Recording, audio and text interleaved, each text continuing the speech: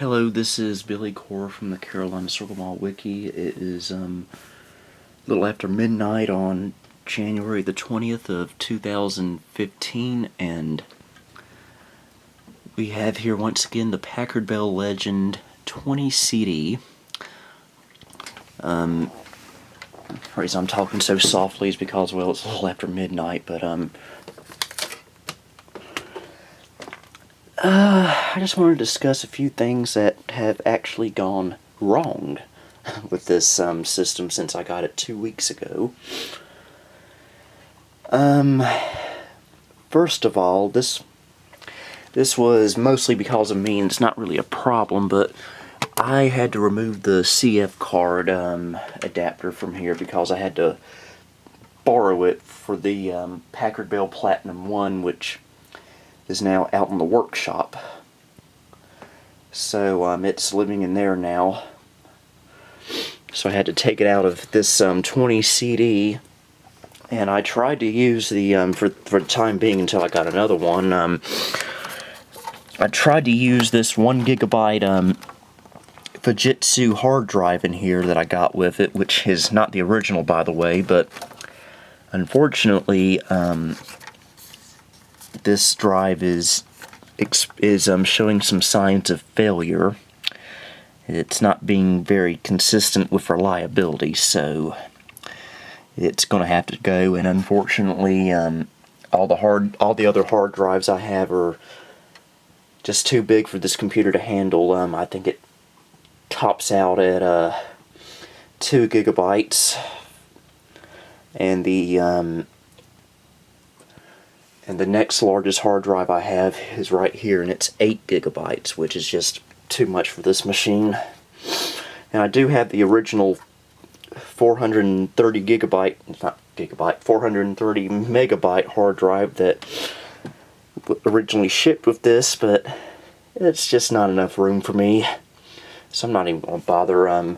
But I do have a new expansion card slot not PCI, because it doesn't even have PCI in it. I do have a new PCI. No, I keep saying that. I'm too tired, folks, to make this video, but I do have on order a expansion slot bracket style CF card adapter. There, I did it. On order from eBay, and it should be here by the end of the week, if not early next week. So hopefully this will see a new storage drive pretty soon. Now on to the other big issue here. If I can get these ribbon cables out of the way. Okay. Can't really see it because it's a little too dark, but right here where my index finger is where a CMOS battery once lived. And that CMOS battery, for being 20 years old, was working perfectly until today, when I got it back out of storage, did a little bit of work on here, because a friend of mine is sending the proper original master CD for this machine, so that ought to be interesting. But anyway, somehow the CMOS battery, you see, it was soldered into the motherboard, and the solder joints, just for whatever reason today, decided to come free from the motherboard, and the CMOS battery just came right out. Had to throw it away. And I know what you're probably thinking. No big deal. You can just put in the BIOS settings every time you start it up. Well, this computer's a little fidgety when it comes to that. Whereas most computers that do not have a CMOS battery installed will forget its BIOS settings when you turn off the computer. This computer forgets its BIOS settings immediately after you exit the BIOS setup utility.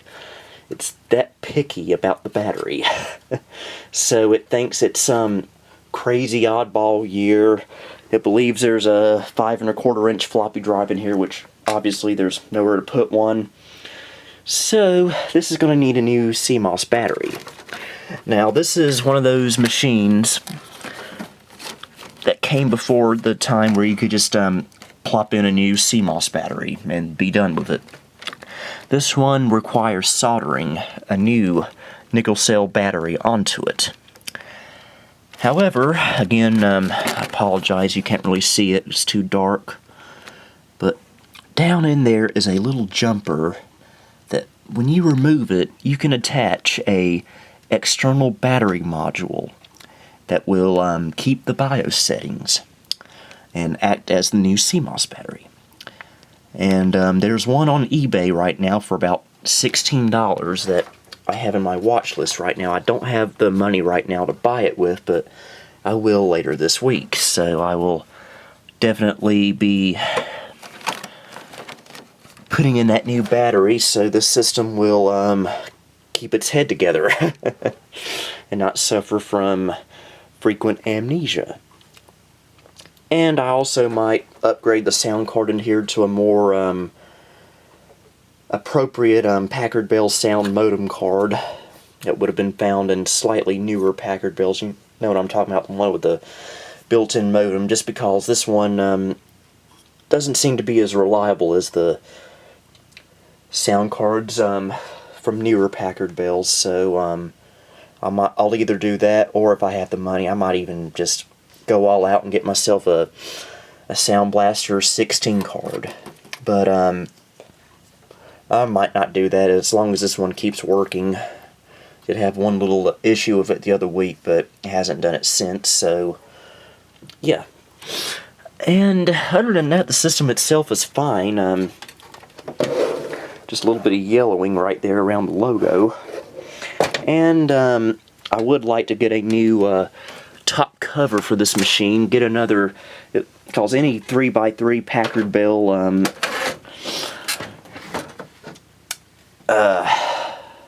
desktop cover will fit on here. Because as you can see, this one's a little messy, a lot of scratches, and it's a little bit yellow. And the screw holes are kind of dry rotting a little bit.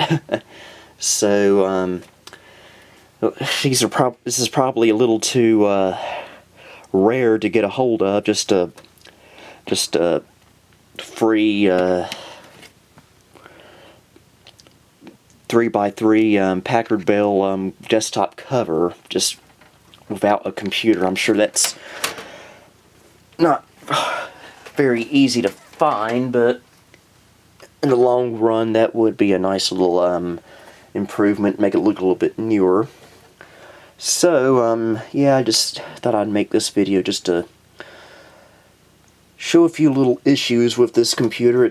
I really can't blame the computer itself. You just got to blame the fact that it's, well, 20 years old, and these things are going to happen, and it's just routine maintenance that old computers need, just like an old car.